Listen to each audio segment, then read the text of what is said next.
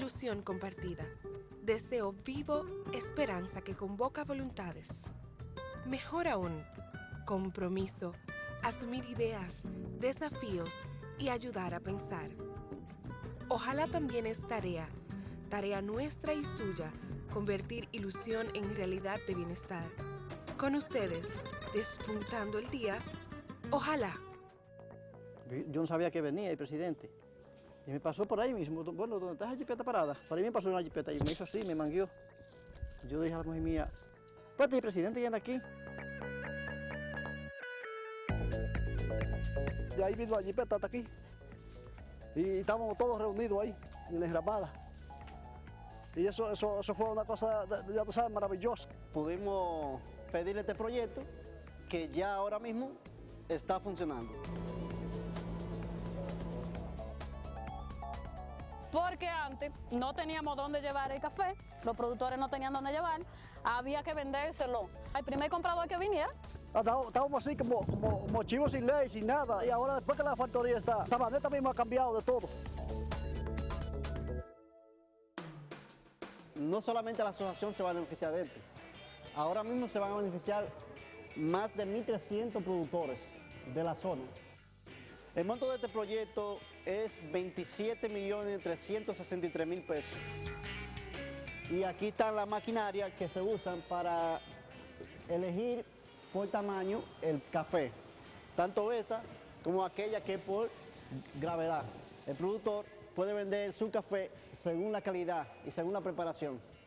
Por lo tanto, puede exportarlo directamente y venderlo también en el mercado local. Entonces, este vivero va a beneficiar en el mejoramiento del café, ya que el café que tenemos aquí lo ha atacado mucho la roya. Este café son 3 variedades, aquí tenemos tupí, óbata y acagua. Este es un café que es resistente a la roya. Nosotros estamos trabajando en el vivero, por ahora aquí tenemos 13.000 plantas. Pensamos extender la plantación hasta más de 20.000 matas para ir comenzando. De aquí al futuro, esta factoría va a ser el centro donde los productores van a traer su café, donde va a haber confianza, donde va a haber seguridad y donde va a haber una economía más estable. Muy contento porque es un paso bastante amplio que hemos dado. Ya nosotros, como quien dice, tenemos el futuro de la cosecha asegurada.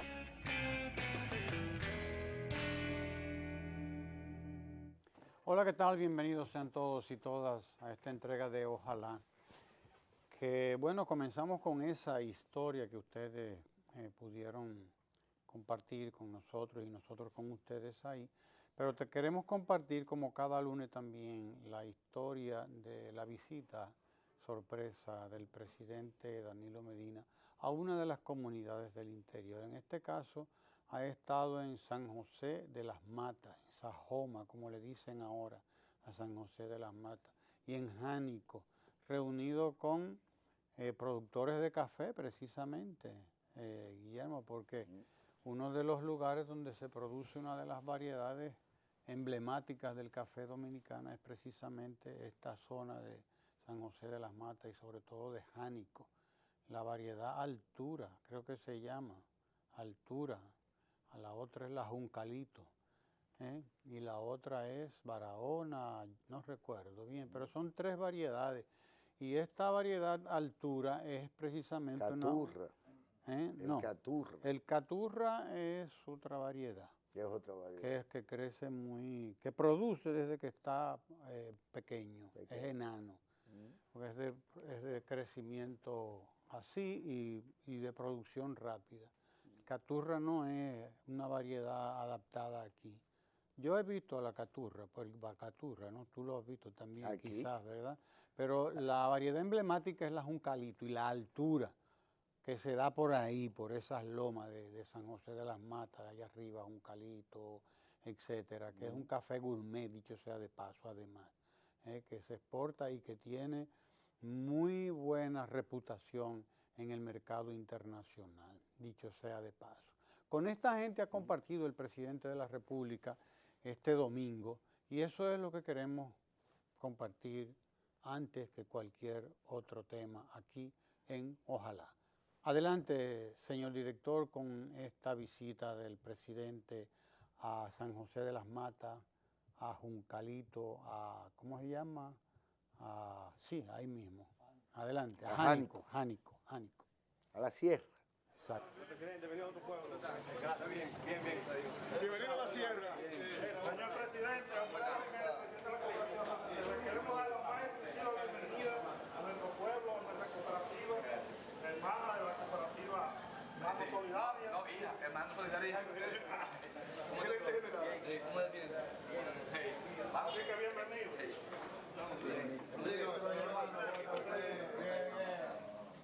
Bueno, saludos a todos. Bienvenido. ¿Cómo están?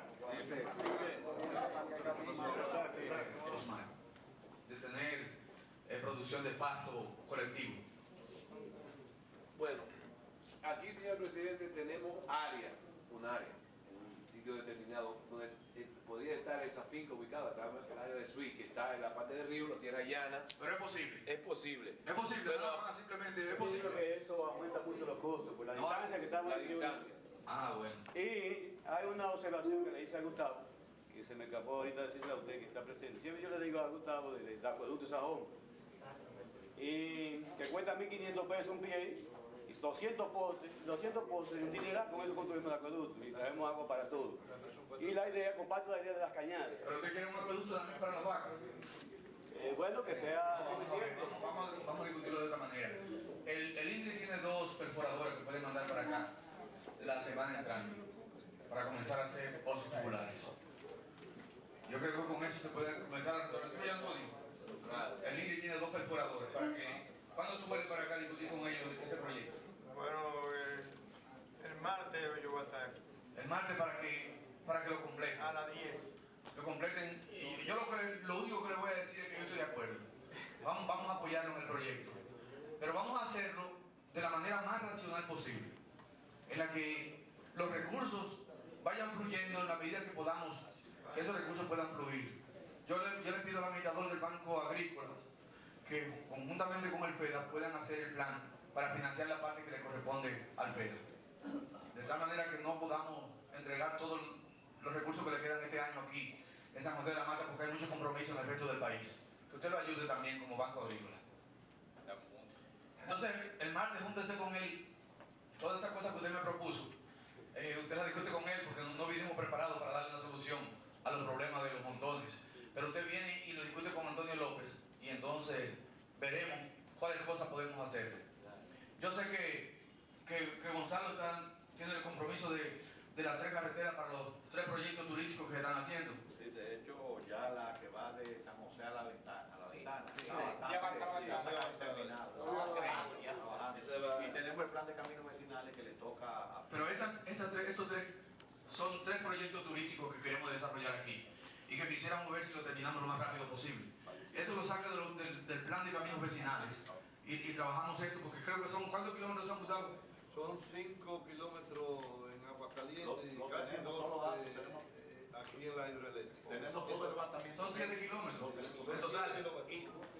¿Y el de la máquina cuál es?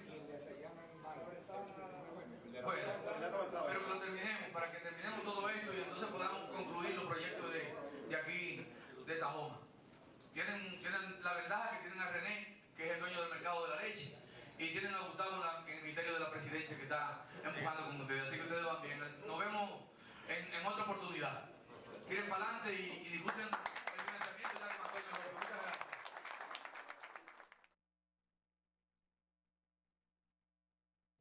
Bien, el presidente sigue cada domingo reuniéndose con la gente para buscarle solución a los problemas que tienen.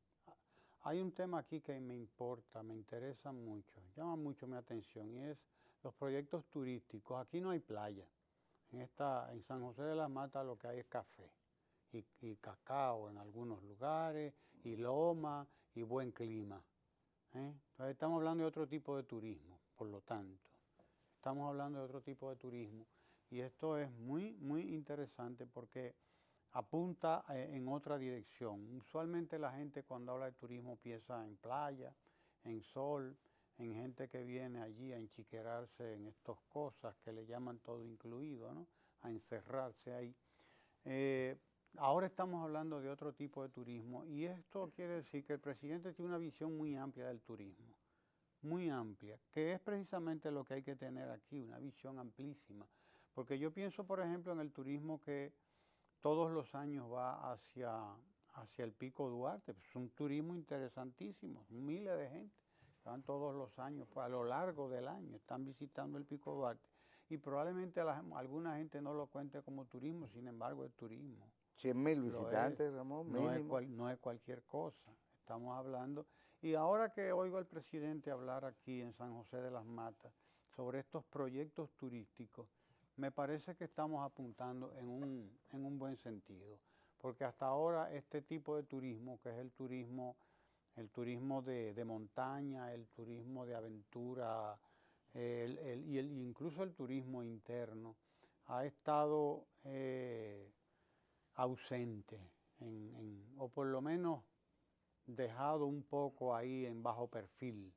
Y resulta que este es un turismo que nosotros tenemos que desarrollar, porque es el que desarrolla el mercado interno también. Tiende a desarrollar nichos de mercado, los colmados, etcétera, que están a lo largo de toda una carretera, de todas estas poblaciones que hay que llegar de un sitio a otro. Estamos hablando de algo interesantísimo. Pero quiero también referirme a estas visitas sorpresa como algo que alguna gente por ahí vende como populismo, porque oí a alguien comentar un poco y decir, no, ese hombre lo que anda es en reelección.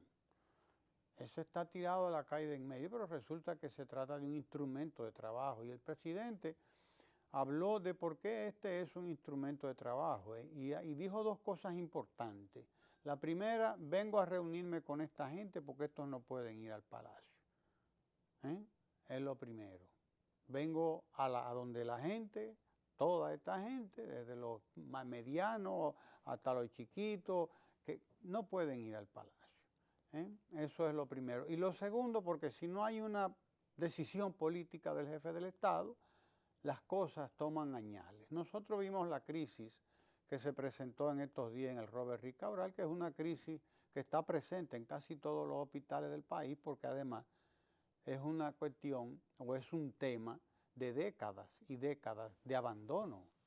No pueden resolverse las cosas en 2 años que tiene el presidente Danilo Medina ahí, y hay que decir de manera autocrítica que todos esos problemas están ahí a pesar de los 12 años anteriores del gobierno del Partido de la Liberación Dominicana, porque hay que ser autocrítico, hay que ser justo, hay que decir las cosas, porque ahí estaban. En esos 12 años se pudo haber hecho mucho más por los hospitales, que no me vengan a decir que no. Yo lo lamento por esas administraciones que, bueno, pusieron el punto de mira en otro sitio, entendieron que era hacia ahí que debían ponerlo, pero la realidad es que la salud de la gente debe estar primero que cualquier otra cosa. Y hace rato que debimos haber hecho yo no sé cuántos hospitales. Lo primero que debimos haber hecho es un Angelita nuevo, que ahí lo que hicieron fue mucha cosa, ¿verdad? Que invirtiendo en una cosa que lo que debieron haber hecho fue hacerlo nuevo, porque esa es una estructura de cuando Trujillo. Fíjense que todavía eso le dicen Angelita. Entonces no ha valido manera de quitarle el mote de Angelita, que era la hija de Trujillo, ¿verdad? Si mal no recuerdo. Entonces resulta que alguna gente anda hablando viendo estas cosas como populismo, pero usted podrá decir lo que quiera. Lo que pasa es que este es un método de trabajo. Es un método de trabajo que está dando unos resultados, que le ha dado, ha permitido que más de 500 proyectos, más de 500 emprendimientos se hayan puesto en marcha, que alrededor de 300 de esos proyectos aprobados están recibiendo sus fondos y los otros están en el proceso, porque a estas asociaciones no se les da dinero así. Tienen que entrar en un proceso de formalización y de hecho ya ese es otro aporte que está haciendo este instrumento de trabajo que son estas visitas. Entonces, bueno, podrán decir todas estas cosas, pero la realidad es otra. La realidad es que Este es un método de trabajo que ha dado muy buenos resultados. Y yo veía, por ejemplo, este domingo, las elecciones en Bolivia, que Evo Morales arrasó. Arrasó, porque las encuestas decían que el que más cerca le quedaba estaba a 40 puntos de él. El que más cerca le quedaba estaba a 40 puntos de él, imagínense usted. Es la tercera reelección de Evo Morales, la segunda, porque la primera no se cuenta, comienza su tercer periodo en Bolivia. Y la realidad es que uno tiene que preguntarse, como me decía alguien hoy, pero locos fueran los bolivianos si no votaran a Evo Morales, ¿verdad? O sea, y me lo decía a propósito de que nosotros aquí estamos discutiendo, regateándole, porque eso es lo que se llama regatear, la posibilidad de un segundo periodo al presidente Danilo Medina, que tiene un apoyo de un 90% de la población, es decir, que no es el que lo está buscando, que no es nadie, es el pueblo entero el que lo está diciendo, y aquí hay una serie de leguleyos hablando de que no, de que la Constitución es inamovible, de que todo es inamovible, porque todo está hecho para que nada se mueva, y es verdad, eso es lo que se llama status quo. Así es que se llama eso, establishment, lo que está establecido. Porque hay gente que hace eso, una cuadrícula, hace una cuadrícula, dice, no, esto vamos a ponerlo así, para que nos dé así. Pero eso es gente que hace eso.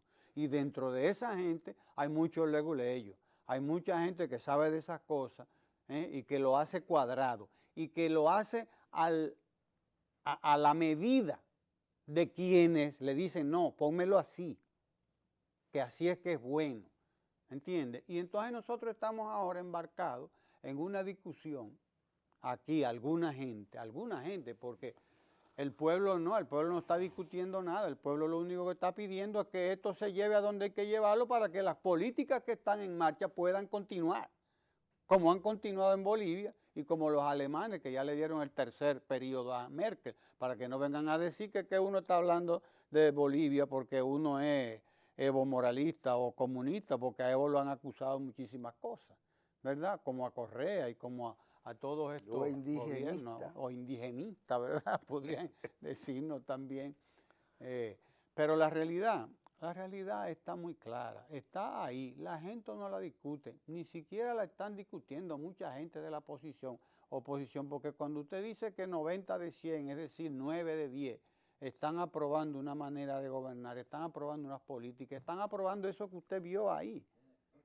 Es eso lo que están aprobando, es eso lo que estaban esperando y es lo que estaban buscando.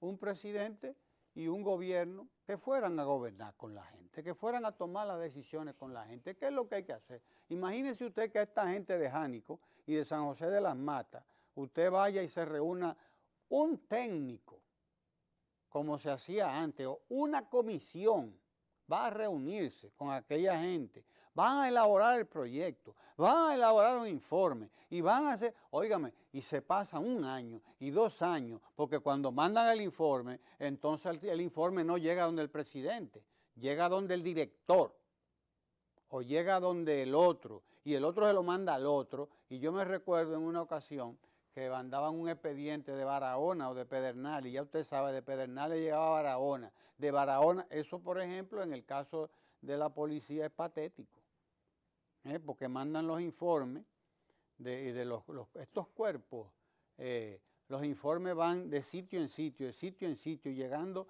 del más pequeño al siguiente, y del siguiente al más, y se pasan meses y no se resuelven las cosas. O como se hacía antes, que se convocaba al Consejo Nacional Provincial, ¿cómo era? El Consejo de Desarrollo Provincial. Y se hacía un encuentro con todo el mundo, y hablaba el gobernador, y hablaba el presidente del Consejo de Desarrollo Provincial, y hablaba todo el mundo, y se hacían muchísimos planes, pero no salían del papel. Entonces ya era hora de que toda esa cosa se superara, y eso es lo que nosotros estamos viendo. Estas visitas no son más que instrumentos de trabajo, que las hace un jefe de Estado, y usted dirá, bueno, eso es porque anda buscando votos, pero bueno, si no las hace peor. Si no la hace, entonces, pero este presidente está en el palacio y no sale de ahí. Pero entonces los otros, cuando sale el presidente y va a gobernar con la gente, lo que están es diciendo que este presidente anda haciendo populismo. Pero es que como quiera le van a decir. Este es el cuento del burro y del muchachito y, ¿verdad? Aquel cuento medieval que conocemos todos. Era Ramón, amigas y amigos de Ojalá. Yo realmente no sé a quién se está refiriendo Ramón. Yo prefiero pensar que hay que entender que haya gente que haya perdido el sentido del ridículo. Porque hay que tener un poco de ese sentido también, como parte del sentido común. Usted tiene de alguna manera que poder decir que resulta ridículo o no. Y yo pienso que cualquier resistencia, efectivamente, a la posibilidad que se podría dar de una repostulación del presidente Danilo Medina, resulta extemporánea. Eso es lo primero. Dijimos aquí en algún momento que era extemporáneo la campaña que habían iniciado algunos amigos, algunos compañeros, algunos ciudadanos con todo su derecho para ello y sus méritos y razones personales para aspirar, como parece ser que todo el que se mete a político de alguna manera aspira. Aunque hay otros que aspiran a que lo aspiren. En realidad esto es distinto, este tipo de, la mayor cantidad de postulantes, pues aspiran en realidad ellos primero, antes de que lo aspiren. Y yo pienso que incluso hay casos como el del propio presidente Fernández, que no es el de los otros que he dicho, que particularmente en él resulta también extemporánea. Yo vi una foto del presidente en Villa Altagracia, del presidente Fernández, presidente del Partido de la Liberación Dominicana, que por cierto no ha abierto el proceso interno. Creo que estatutariamente, ¿cuándo es que se abre, Ramón? No sé, no recuerdo. Tú lo ignoras, pero no está abierto. Yo no he visto una declaración. Eso tiene que abrirse de febrero a marzo del año que viene, tengo entendido. Febrero a marzo del año que viene. El 15. Según siempre se ha hecho. Resulta extraño pues ver al presidente como si él estuviera en una caravana del el 14 de mayo en Villa Altagracia. Dice, pero usted es el presidente del partido, que no es según él mismo precandidato siquiera, aunque ya dijo que él aspiraba a ser el candidato. No, perdón, él dijo que él iba a ser el presidente el próximo, en el 16. Creo que cuando estuvo por igual por aquí, por San Francisco, ¿no fue? En San Francisco fue que él anunció que él iba a ser presidente. Sin que ninguna institucionalidad lo haya de alguna manera dado, porque imagínese usted el presidente del partido compitiendo con el secretario general, con 4 exministros de él mismo,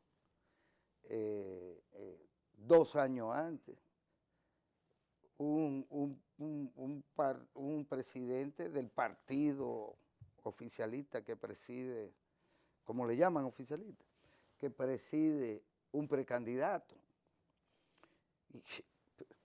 Pero hay que como que tener sentido de ridículo, porque suponer que el presidente de la República no va a ejecutar desde la presidencia unas jornadas de trabajo, por cierto, dominicales, desde el primer día, por la mañana, porque tampoco es que se pase el día entero en eso, ni pone a la gente a pasarse más que un rato con él. Suponer que el presidente no tenga este accionar es como pedirle que fuese qué. En verdad, aquí hay algo que está haciendo el ridículo, y yo no sé si se han dado cuenta, pero hay que de alguna manera decirlo. Esto es surrealista, realmente surrealista. Aquí no hay ni institucionalidad interna, no se ha abierto un proceso, el presidente del partido dice que él es el próximo presidente, pero hay 4 o 5 que dicen que esos vientos no tumban coco, que ellos son los próximos presidentes, que el que venga atrás que arre, y que el presidente de la República no debe elegirse porque ellos son la opción, pero resulta ser que ellos son ministros del gobierno. Cuando usted viene a ver, esto es surrealista.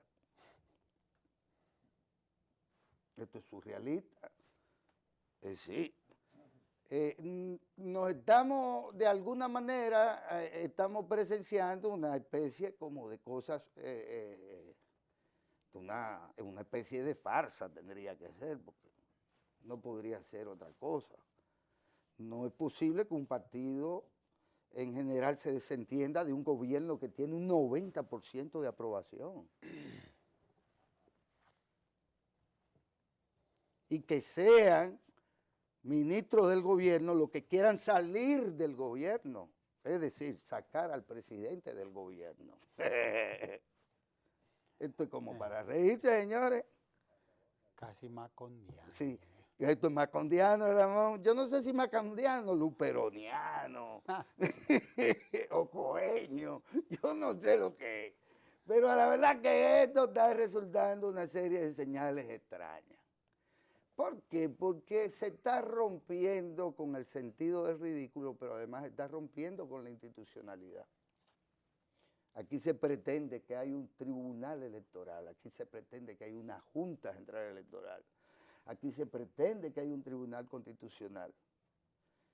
Y todos los que se mueven, con excepción del presidente, que está haciendo lo que tiene que hacer, porque eso es lo que le corresponde, todos están fuera de los plazos legales, de las convocatorias, de las decisiones internas que rigen la materia, porque de cuándo a dónde se ha visto en el estatuto del Partido de la Liberación Dominicana, que yo no lo conozco, pero supongo que tú sí, donde dice que el presidente del partido puede salir y decir, yo soy el próximo presidente de la República. Hay unos amigos de nosotros que andan por ahí que conocen bien. Que conocen estos estatutos. Tendrán que ilustrar. Bueno, pues que ilustren a la ciudadanía, porque que yo sepa, las reglas han sido otras anteriormente.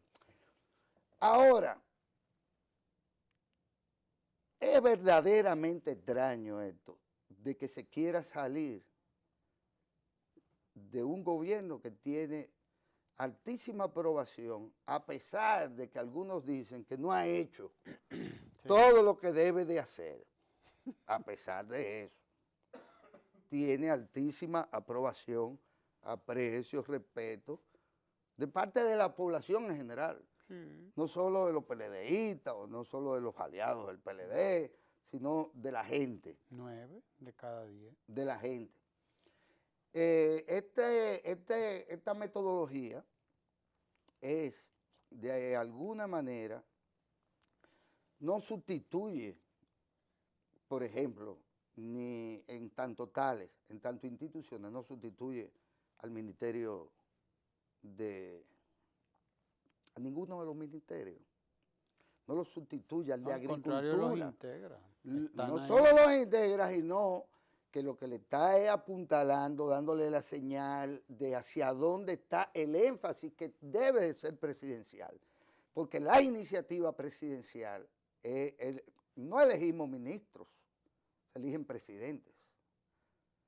No se elige cualquier presidente, se eligen partidos políticos. porque los acentos se tienen que establecer. Y yo pienso que aquí hay gente que quiere seguir haciendo el acento donde no se debe de hacer.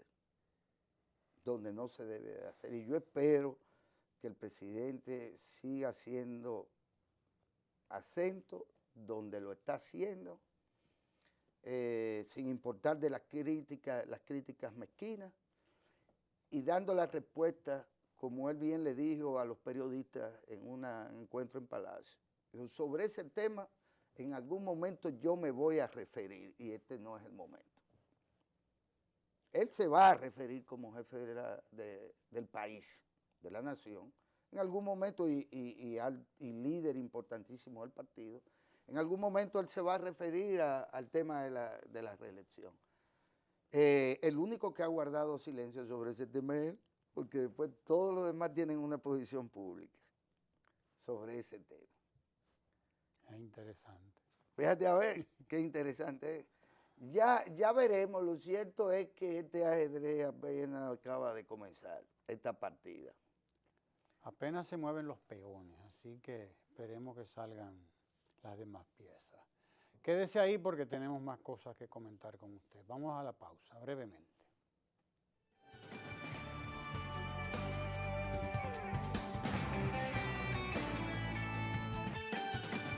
Después de la tercera calle, hay una calle que se llama El Barbar. Doblen a la izquierda.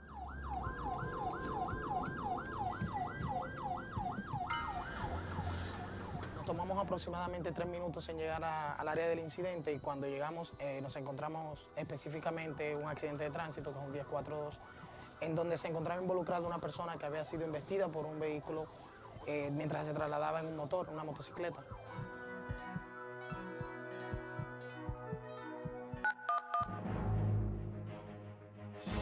Automáticamente yo caí al piso, yo di una cuanta vuelta. Cuando la AME ven esa acción, una vez sale una vez a auxilio, llamaron una vez a la ambulancia. Nos percatamos inmediatamente de que él tenía un trauma leve en el área del tobillo izquierdo, a lo que procedimos a inmovilizar inmediatamente el área afectada, con bastante cuidado y mucha precaución para no agravar la condición del paciente.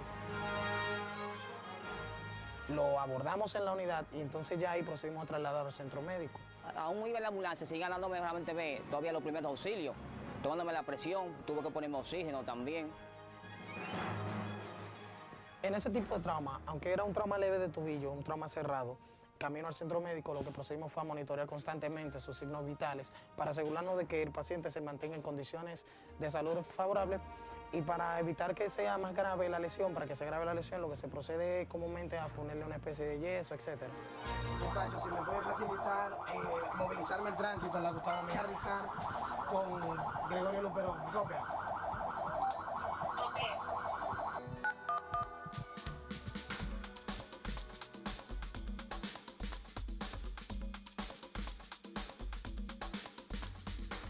Comúnmente cuando se presentaban este tipo de casos, la comunidad lo que hacía era lo montaba en el primer motor que aparecía, lo tiraban en la primera parte de atrás de una camioneta que apareciera, primero poniendo en riesgo la condición del paciente porque podía agravarse o generar más víctimas dentro del incidente. La persona que me llevó, aún yo estaba en el hospital, estaba también en cabecera ahí. Se procedió a hacerle los estudios de rigor para determinar y descartar si hay una posible fractura. ¿Y esta pierna te duele? No el tobillo. Ahí. Indícale radiografía de tobillo izquierdo.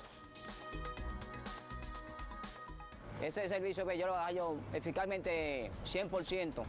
Hice todas las 24 horas ahí del día para asistir a uno. Cuando uno siente que ayudó a una persona, que le sirvió para algo, te cuento que uno se siente bien.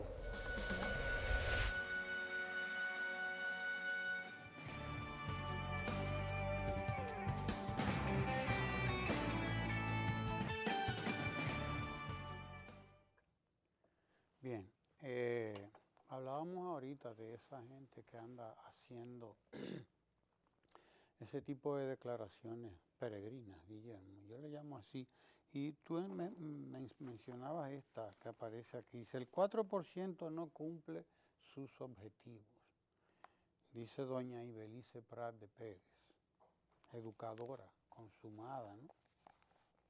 que ha hecho aportes en el área de la educación a la República Dominicana, toda una vida dedicada a la educación. Muy mala política, pero buena educadora. Porque los políticos hay que medirlos en muchísimas cosas, ¿no? Entonces, plantea ella aquí que el 4% no cumple sus objetivos. Oiga usted qué cosa, ¿eh? Estamos hablando de que el 4% para la educación,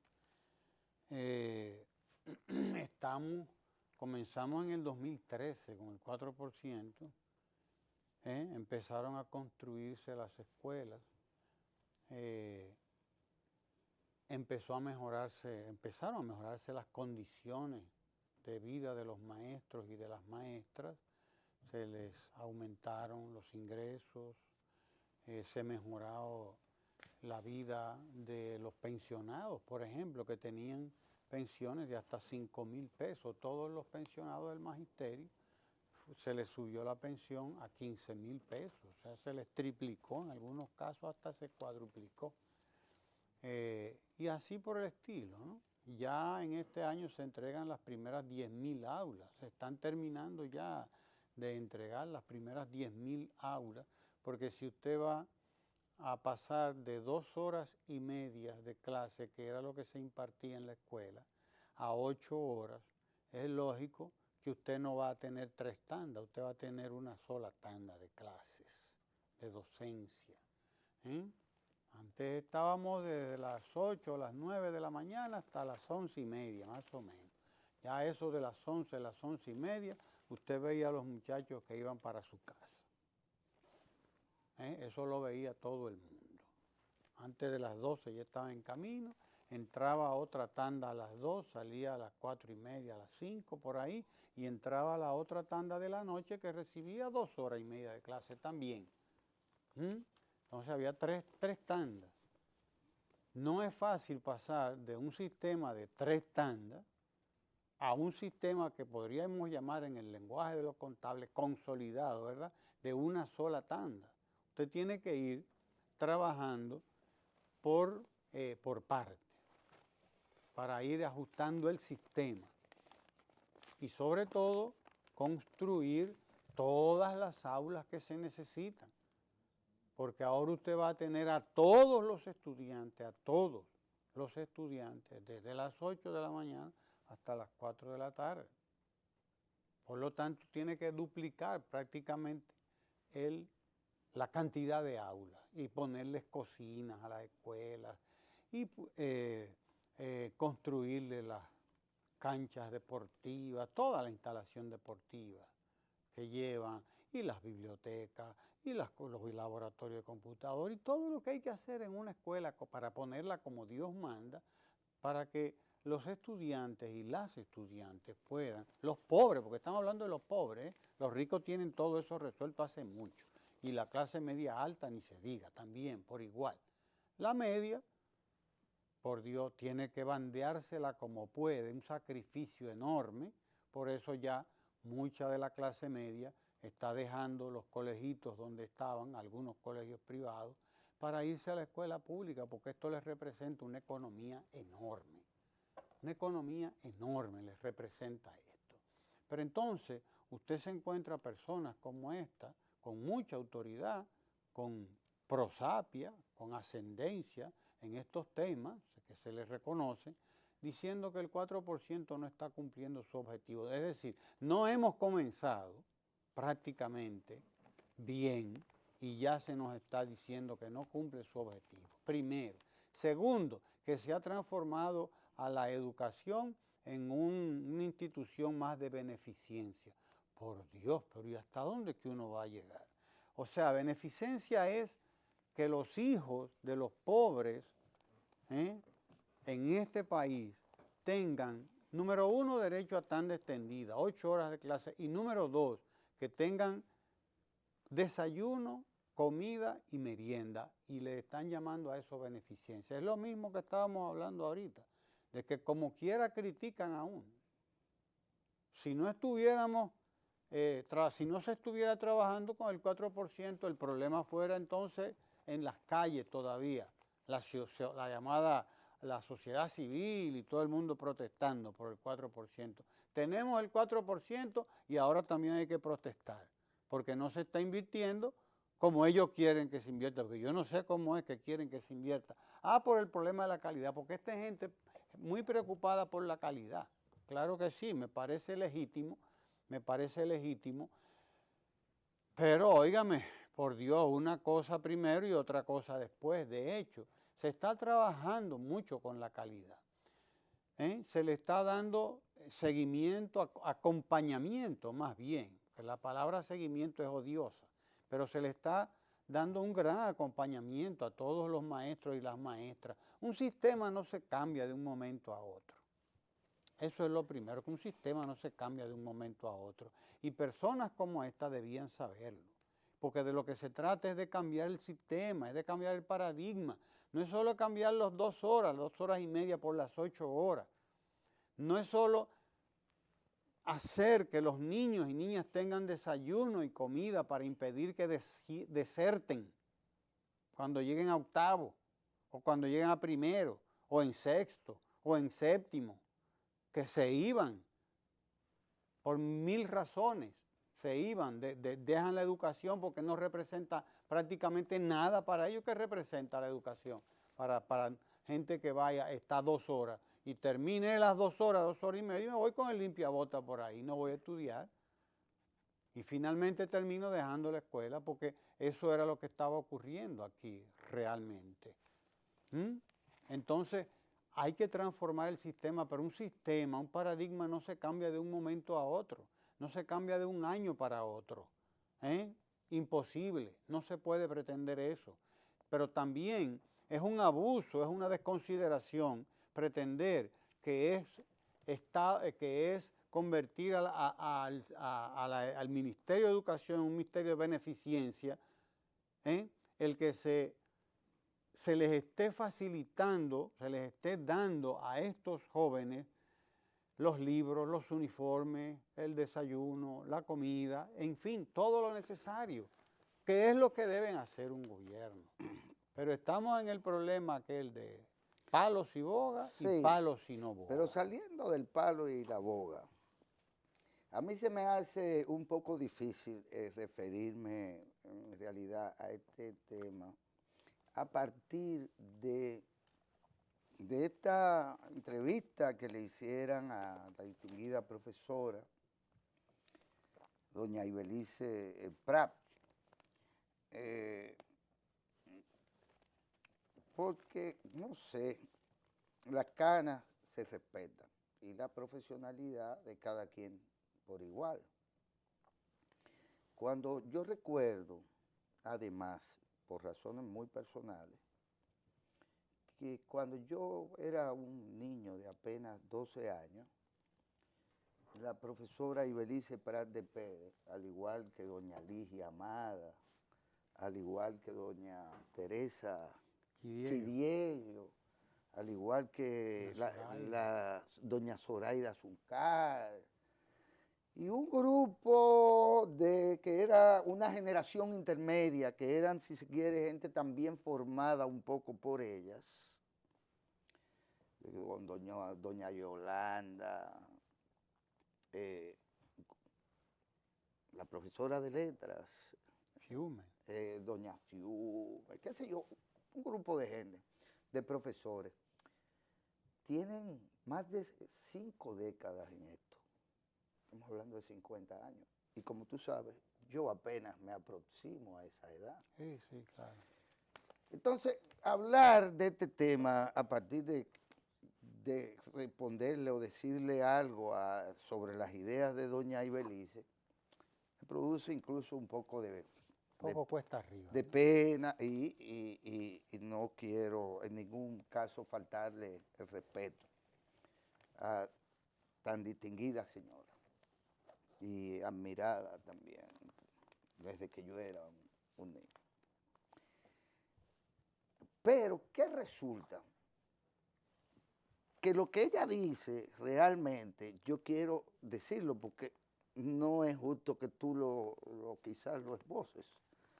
porque está aquí. No, léelo, está ahí. Fíjense, ella dice esta señora que hace el reportaje, dice, doña Ibelice aseguró que la asignación del 4% del Producto Interno Bruto para la educación no cumple los objetivos para los que fueron concebidos y se ha convertido en un ministerio de bienestar social para distribuir alimentos. Es duro.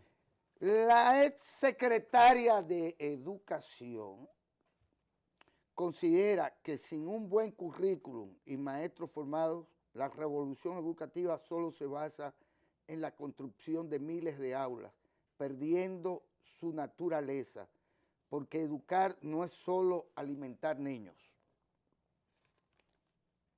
Dijo que no se opone a que se alimente a los alumnos en la escuela, porque llenar la barriguita proporciona un ánimo para aprender, estudiar, criticar, interpretar, tomar partido por, etc. Pero formar intelectualmente solo se logra con el currículum y maestros formados. Lo demás es complementario. Bueno, pero eso no le corresponde a los presidentes de la República. Eso le correspondió a los que tienen 5 décadas y han acumulado toda la sapiencia y han construido todo el andamiaje, porque dicho sea de paso, estas señoras que yo mencioné, tan antiguas como Matusalén, estas señoras distinguidas formaron a los maestros dominicanos.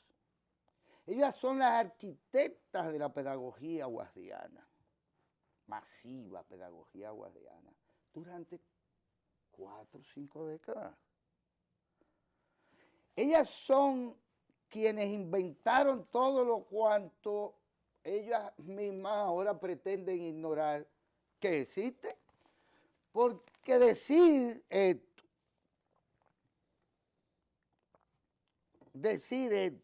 por ejemplo,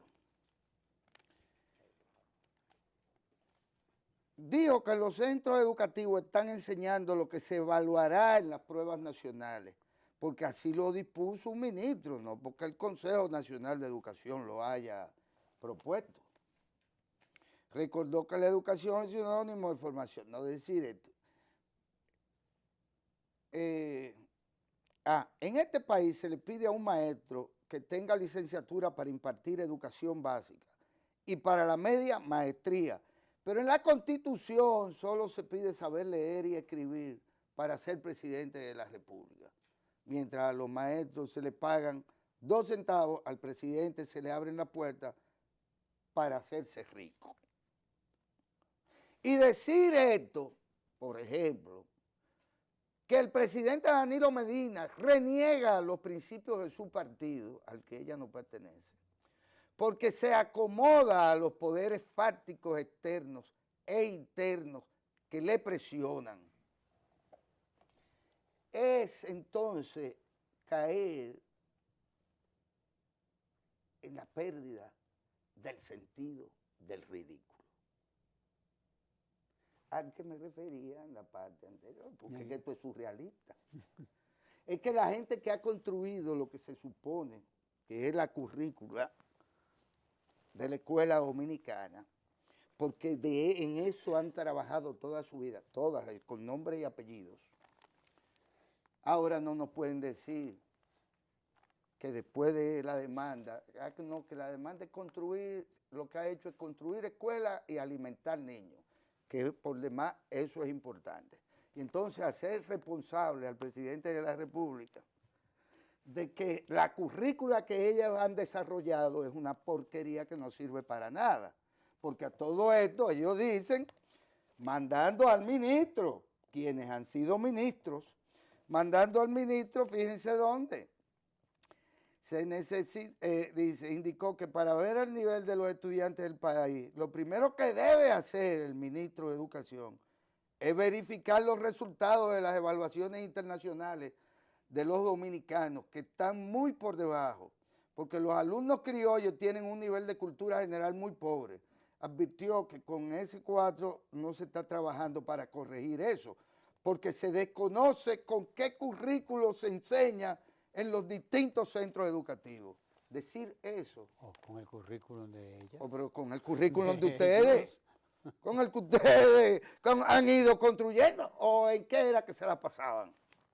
Pregunto yo. Que digo yo, no es malo el currículum. Y esta declaración revela lo equivocados que han estado los que estuvieron antes ahí. Porque decir que el problema del currículum es precisamente mirar para donde no hay que mirar. Porque si el currículum es bueno, ese que hicieron esos ministros que pasaron por ahí, incluyéndola a ella, debió dar otro resultado, pero no lo daba. ¿Por qué no lo daba? ¿Por qué no daba el resultado ese currículum? Que yo lo conozco, por lo menos de mi área, y que yo sé que no es malo, pero no daba el resultado. ¿Por qué?